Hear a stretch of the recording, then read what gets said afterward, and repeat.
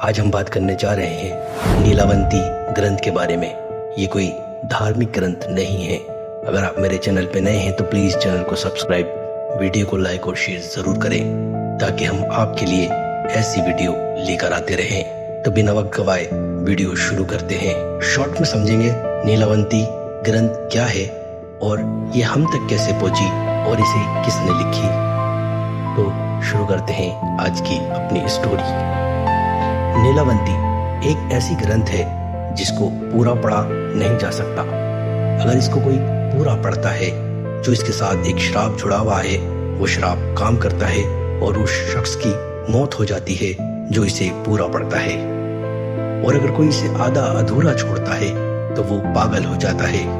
भारत के अंदर नीलावंती ग्रंथ बैन कर दी गई। नीलावंती ग्रंथ को भारत में इसलिए बैन करा गया था क्योंकि इसके यूज से कई लोगों की मौत हो रही थी। इसके अंदर जो साधनाएं हैं, उन साधनाओं के करने से इंसान भूतों से, प्रेतों से, जिन्नातों से, आत्माओं से बात कर सकता था। यहाँ तक कि पेड़ पौधों और जानवरों से भी बात कर सकता था। अगर ये बुक इतनी ताकतवर थी तो उसे क्यों बैन कर दिया गया। इस बुक के साथ एक कहानी और जुड़ी हुई है स्वामी विवेकानंद जी की। हम उसके बारे में भी अपनी वीडियो में आगे बात करेंगे। अब उस कहानी में कितना सत्य है, कितना झूठ, ये तो मैं भी नहीं जानता, लेकिन कहा जाता है स्वामी विवेकानंद जी की भी मृत्यु इसी ग्रंथ को पढ़ने की वजह से हुई थी। जैसे कि आप लोग जानते हैं, स्वामी विवेकानंद हिंदू ग्रंथों को हिंदी में ट्रांसलेट करके या फिर और मुल्कों की जुबान में लिखकर लोगों तक पहुंचाया करते थे। तो बात करते हैं नीलावंती ग्रंथ की। आज से कई सौ साल पहले की बात है। एक गांव था, उस गांव में एक किसान था। वो किसान के 3 बच्चे थे, जिसमें 2 लड़कियां और एक लड़का था। सबसे छोटी जो लड़की थी उसका नाम नीलावती था। वो बचपन से ही दूसरे बच्चों से बिल्कुल अलग थी। वो जानवरों से बात करती थी। जहाँ अदर बच्चे दूसरी चीजों से, खिलौनों से खेला करते थे, वो उनके साथ बिल्कुल नहीं खेला करती थी, बल्कि कभी चींटियों से बात करती थी, कभी पेड़ पौधों से बात करा करती थी और अक्सर रात में जंगलों में निकल जाती थी। जब वो लड़की और थोड़ी बड़ी हुई तो उसकी शक्तियां और ज्यादा ताकतवर हो गईं। अब वो भूत प्रेत आत्माओं से भी बातें करने लगी। ये बात धीरे धीरे गांव वालों को पता चली तो गांव वालों ने उसके पिता से शिकायत की, जिसके चलते उनको गांव छोड़ के जाना पड़ा। पिता अपनी बेटी को छोड़ना नहीं चाहता था, इसी वजह से वो अपनी बेटी के साथ वो गांव छोड़कर जंगल में चला गया और जंगल में एक झोपड़ी बनाकर अपना गुजर बसर करने लगा। नीलावती ने अपनी ताकत से, जो उसके पास रूहानी ताकत थी, जिसकी वजह से वो भूत प्रेतों से बात करती थी, तो अब वो उन भूत प्रेतों को अपना सहारा बनाकर उनसे गड़े खजानों का पता लगवाने लगी। और देखते ही देखते वो अब बहुत अमीर हो चुकी थी। लेकिन नीलावती और उसके पिता उसी जंगल में रहा करते थे। वो गांव के लोगों से ज्यादा नहीं मिला करते थे। अब नीलावती और ज्यादा ताकतवर हो रही थी। अब जो उसके पास ज्ञान था उसको उसने पत्तों पे लिखना शुरू कर दिया। उसने उन पत्तों को एक किताब नुमा शेप दिया। एक दिन की बात है जब नीलावती झील के पास बैठकर बत्तखों से बात कर रही थी तो उसने देखा कि एक व्यापारी है जिसके पीछे डकैत लगे हुए हैं और वो व्यापारी उनसे बचता बचाता नीलावती के पास पहुंच चुका था, लेकिन उसके चोट बहुत ज्यादा लगी थी। नीलावती ने उसको अपने साथ रखा और उसका इलाज करा, दवा दी और मरहम पट्टी करी, जिसके चलते वो नीलावती पर मोहित हो गया था। उसने नीलावती से विवाह का प्रस्ताव रखा। नीलावती ने कहा, मैं तुमसे शादी तो कर लूंगी, लेकिन उसकी एक शर्त है। व्यापारी ने कहा, ठीक है, जो भी तुम्हारी शर्त है मुझे मंजूर है। नीलावती ने उससे कहा कि मैं रातों में जंगलों में जाया करूंगी, लेकिन तुम मुझसे कभी नहीं पूछोगे कि मैं क्यों जंगलों में जाती हूँ। व्यापारी ने कहा, ठीक है, मुझे तुम्हारी शर्त मंजूर है। और इस शर्त के चलते उन दोनों ने विवाह कर लिया। विवाह करने के बाद वो नीलावती को अपने साथ ले गया और अपने गांव में जाके वो रहने लगा। नीलावती ने पहली ही रात से जंगलों में जाना शुरू कर दिया था। पहले तो गांव वालों ने उसे नजरअंदाज किया, लेकिन कुछ समय के बाद गांव के अंदर बच्चे गायब होने शुरू हो गए। नीलावती जंगलों में किसी और कार्य के वजह से जाती थी, लेकिन गांव वालों का शक उसी पे बना हुआ था कि ये औरत हमारे बच्चों को खत्म करती है, ले जाके उनकी बलि चढ़ाती है, लेकिन इसका कोई भी पुख्ता सबूत उनके पास नहीं था।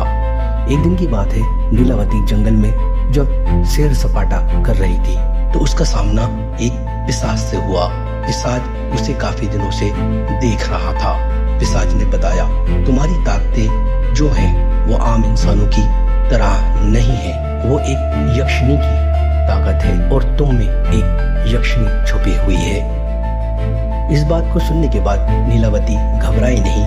उसने पिशाच से पूछा, अगर मैं यक्षिणी हूँ और ये मेरा लोक नहीं है तो मेरा यक्षलोक कहाँ है? पिशाच ने उसे सारी बात बताई, उसे सारी साधना बताई, वो किस तरीके से अपने यक्षलोक में चली जाएगी। नीलावती को उसने ये भी बताया, इस साधना में 40 से 41 दिन लगेंगे, लेकिन जब तुम्हारी साधना पूरी हो जाएगी तो तुम्हारे साथ एक वाकया आएगा।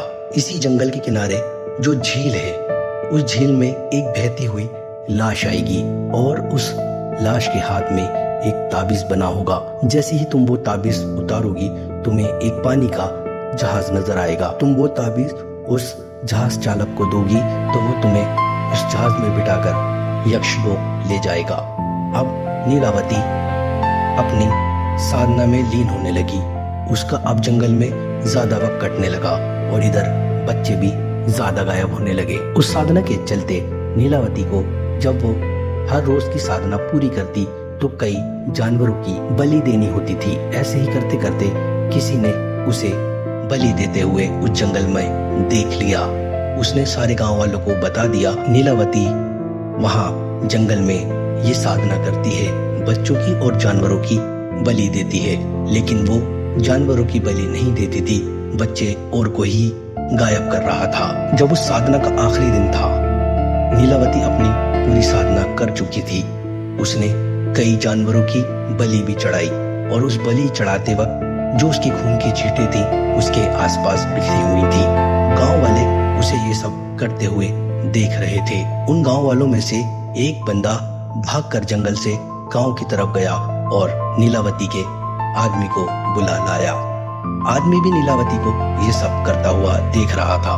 नीलावती की नजर झील पर थी और गांव वालों की नजर नीलावती पर थी। नीलावती देखती है कि एक लाश है जो पानी में बहकर आ रही है, लेकिन अभी तक गांव वालों ने उस पर हमला नहीं करा था क्योंकि वो अभी तक जानवरों की बलि दे रही थी। उसने अभी तक किसी भी बच्चे की बलि नहीं दी थी। गांव वाले इंतजार कर रहे थे, ये किसी बच्चे की बलि देने के लिए लाएगी और हम उसे झट से पकड़ लेंगे। नीलावती को लाश नजर आती है। नीलावती झट साधना छोड़कर झील के पास चली जाती है। गांव वाले ये सब पहले से ही देख रहे थे। नीलावती उस बहती हुई लाश को पकड़ती है और उसके हाथ से वो ताबीज खोलने की कोशिश करती है, लेकिन वो असमर्थ रहती है क्योंकि ताबीज की गांठ बहुत टाइट बंधी हुई थी। देखते ही देखते नीलावती ये करती है कि वो ताबीज अपने मुंह से खोलने लगती है और मुंह से खोलते वक्त जब वो उसके हाथ पे झटका मारती है तो गांव वालों को लगता है कि कोई आदमी था जो पानी में तैर रहा था, इसने उसको मारकर अब उसका मांस खा रही है। इतने में वो ताबीज खोल लेती है और ताबीज खोलते ही उसको वो जहाज भी नजर आ जाता है जो पानी में आ रहा था। बस अब उसे करना यह था कि उस जहाज को रोककर उसमें बैठना था। इससे पहले वो जहाज में बैठ पाती, गांव वाले उस पर धावा बोल देते हैं। नीलावती उन्हें देखकर जान बचाने के लिए जंगलों में झील के किनारे बड़ी तेजी से भागती है और एक पेड़ के पास छुप जाती है। इतने में ही नीलावती जैसे ही पेड़ से घूमती है तो उसका पति उसके सामने खड़ा होता है और देखते ही देखते वो एक नर पिशाच में बदल जाता है। तो अब सारी कहानी यहाँ खुलती है। वो कोई व्यापारी नहीं था, बल्कि वो पिशाच था जिसने नीलावती को ये सब करने के लिए कहा। और वो पिशाच वो ग्रंथ चाहता था जो नीलावती ने पेड़ के पत्तों पर लिखी थी। पिशाच कहता है कि मैं तुझे यक्षलोक में जाने दूंगा, लेकिन उससे पहले तो वो ग्रंथ मेरे हवाले कर दे। नीलावती को गुस्सा तो बहुत आता है, लेकिन उसे यक्षलोक जाना जरूर था, इसलिए उसने वो ग्रंथ उस पिशाच को दी, लेकिन और उसके साथ एक श्राप भी दिया कि जो भी इस ग्रंथ को पूरा पढ़ेगा वो मर जाएगा और जो आधा पढ़ेगा वो पागल हो जाएगा। ये कहकर वो वहां से चली गई। गांव वालों का मानना था कि वो यक्षलोक में चली गई, लेकिन कई लोगों का ये भी मानना था कि वो यक्षलोक नहीं गई, बल्कि उसने वहीं अपने प्राण त्याग दिए और उसकी आत्मा अब भी वहीं जंगलों में भटकती है, लालची लोगों को खत्म करने के लिए। कुछ दिनों बाद वो पिशाच भी मर गया। ऐसे ही करते करते ये किताब किसी और लैंग्वेज में लिखी हुई थी, फिर इसको और साधारण लैंग्वेज में लिखा गया, लेकिन जब इसे साधारण लैंग्वेज में लिखा गया तो ये किताब और ज्यादा खतरनाक हो गई। लोगों की मरने की संख्या अब बहुत ज्यादा बढ़ गई थी। इसी के चलते इस किताब को हिंदुस्तान के अंदर पूरी तरह से बैन कर दिया गया। अब बात करते हैं स्वामी विवेकानंद जी की। स्वामी विवेकानंद जी ने भी इस किताब को पढ़ा था और वो इसे और इजी लैंग्वेज में ट्रांसलेट कर रहे थे, जिसके बीच उनकी मृत्यु हो गई। इस बात में कितना सच है और कितना झूठ, इसका आज तक कोई पता नहीं लगा पाया। अगर आपको ऐसे ही वीडियो और जाननी है तो प्लीज चैनल को सब्सक्राइब, वीडियो को लाइक और शेयर जरूर करें, ताकि हम मोटिवेट हो सके आपके लिए ऐसी ही वीडियो लेकर आने के लिए।